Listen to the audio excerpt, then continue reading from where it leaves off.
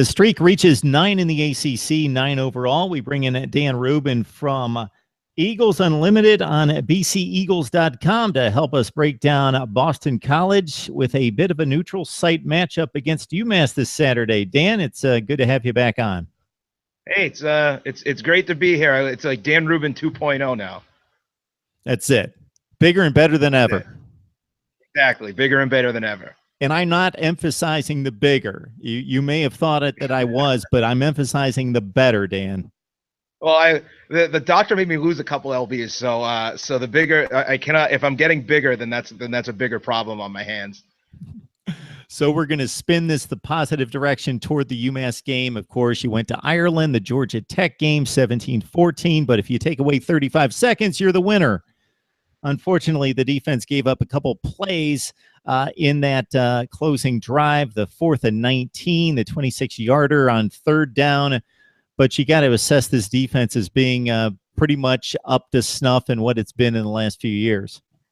Yeah, it was really good. And the thing to take away from it too, Mark, is that, Steve Adazio came right out and said it. He said, this defense wasn't playing its style. I think when people watched the game, and especially on some of those 3rd and longs and especially the 4th and 19 play that Justin Thomas converted for Georgia Tech, people were hoping for BC to come after him because it's an obvious passing down.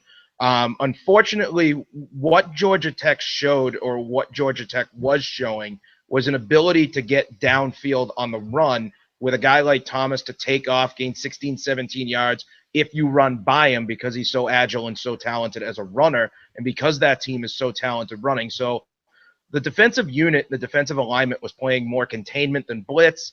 They relied a little bit more on the secondary, relied a little bit on the safeties, and they got burned. And there's no other way around it. You take out a couple of those plays, a couple of those 3rd and longs, and especially the 4th and 19, and you're talking about a totally different outcome. So it's the first game. It's against an offense that's unique, that no one's really going to see the rest of the year from a Boston College standpoint.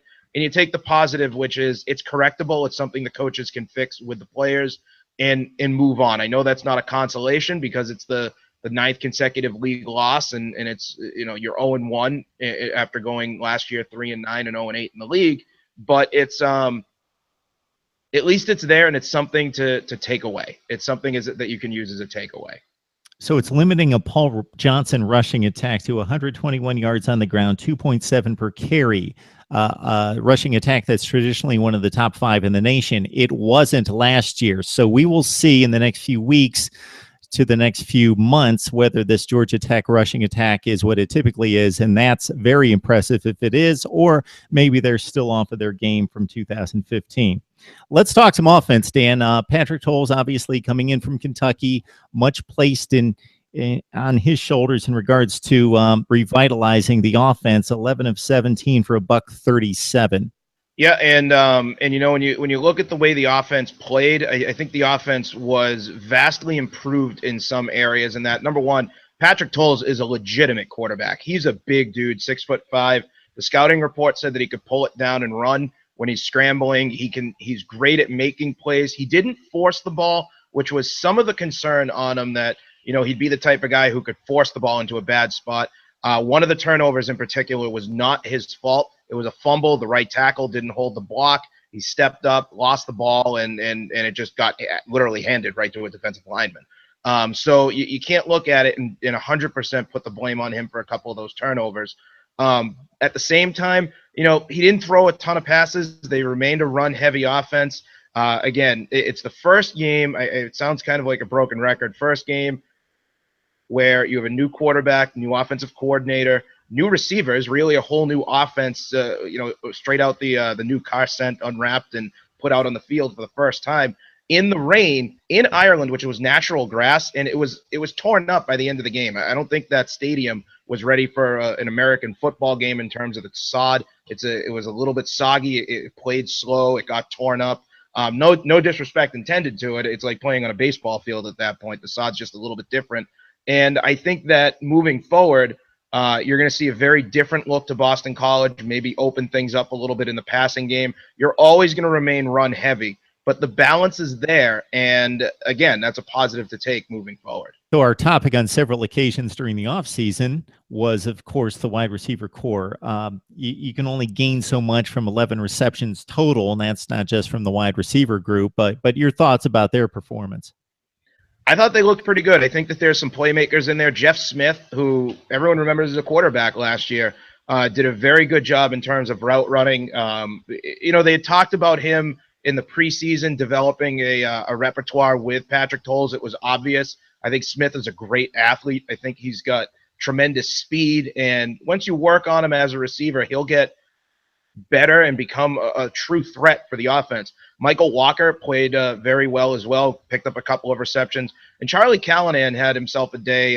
90-odd yards receiving is nothing to slouch at, and that's a good sign that you have three guys who were catching balls. Now, again, you mentioned it. You only complete 11 passes. It's not a whole lot to go on. But when you're spreading it around and you're using different weapons, it's something Steve Addazio did talk about during the week. He said, we're spreading it around. We're going to a couple of different guys. And that's something that you can really look for moving forward.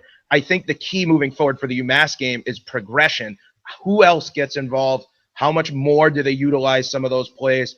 I don't think you need to look for razzle-dazzle or trick plays or anything weird or vertical up the sidelines, but just how do they execute, and can they execute a little bit better moving forward?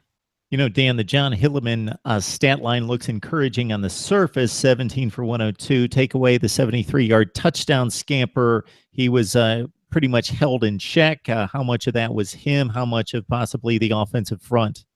Well, I think the offensive front is still young, and it still needs some work. I think John Hilleman did you saw what happened when the play came together on that 73-yard run, got a good block, sprung him. He made a little hop step to the left, got a second block, driving forward, step to the right, and was gone once he hit the turbo. So no ill effects from a broken foot from a year ago that robbed him of his season. He looked great when he got the space. Now, I think you're going to need to see progression along that offensive line.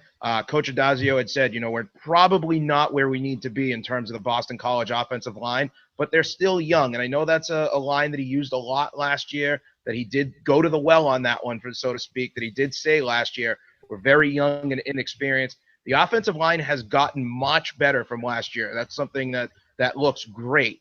There's still a little ways to go, and I wouldn't necessarily put them as O-line U yet, but I think if you can look at the first game and project them continuing on a progression, continuing to get better, I think by the middle of the season, they're going to be something that's pretty good. Few teams can afford to leave points on the field. Colton Lichtenberg 0 for 2 after a 3 for 6 showing in 2015, and especially, obviously, you guys relying on the rush game over the pass game and the defensive play. You're going to play a lot of low-scoring games, and the offense needs to get bailed out when it can't convert a third down in the red zone. Yeah, it's tough. The execution and getting red zone points is key, and that's the only way to put it. It needs to get better. Coach Addazio, I go back to things that he was talking about during the week, and he said we got to get better at execution. They've got to go in, they've got to get better productivity in the red zone, get more points.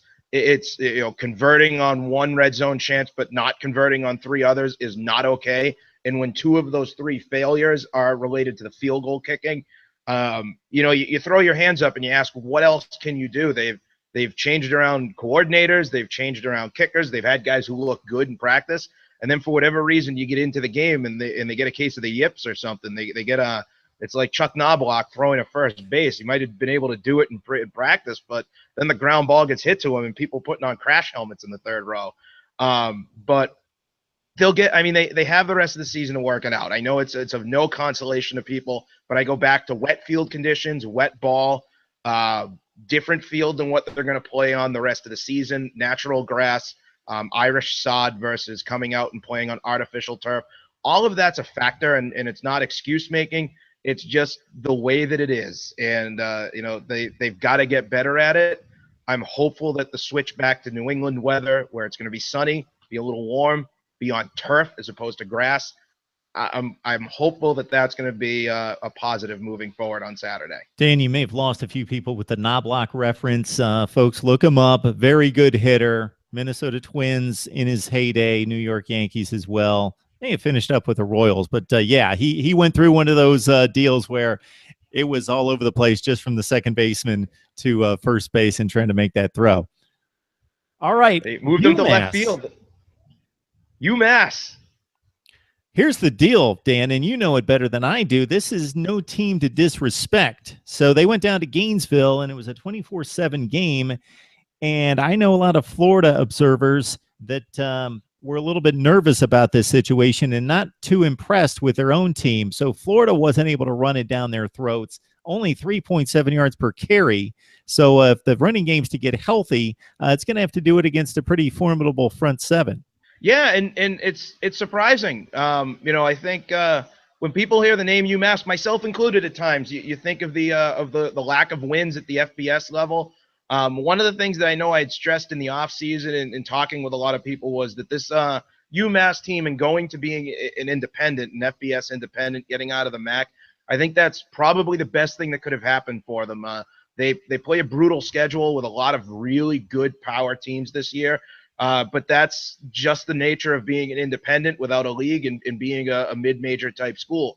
Mark Whipple, the head coach there, is a true personal favorite of mine. I can't speak enough about him. I have actually watched him as a head coach for something like 18 years now. I remember Brown laid the groundwork for the 1999 Ivy League championship. He left Brown.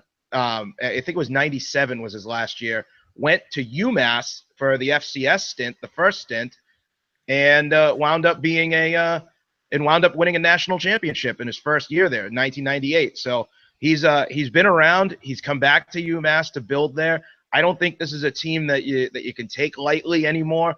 And for what it's worth, you have the whole Battle of the Bay State thing, the state championship at Gillette Stadium. It's technically their home game. It's technically their second home stadium after McGurk out in Amherst, even though it's closer geographically to Boston than it is to Amherst out in that weird part of Massachusetts that I always joke about in Western Mass. That's where dragons live and wizards, and there's Western Mass. I'm a Boston guy. We could drop that, give it a New York, and I'd be fine with it. But it's going to be a tough game. There's a rabid alumni fan base at UMass that hasn't shown up the last couple of years, but you attach the Boston College name to it, and hopefully it gets the crowd juiced up. And hey, even if you fill half that stadium, 30,000 people, it'll make for a good time. Dragons and Wizards aside, will the streak be broken this Saturday? It's BC, it's UMass. We bring in Dan Rubin to help us sort it out from Eagles Unlimited on bceagles.com. Dan, we couldn't do it without you. Hey, I'm an Eastern Mass guy, and they'll get that joke, I promise.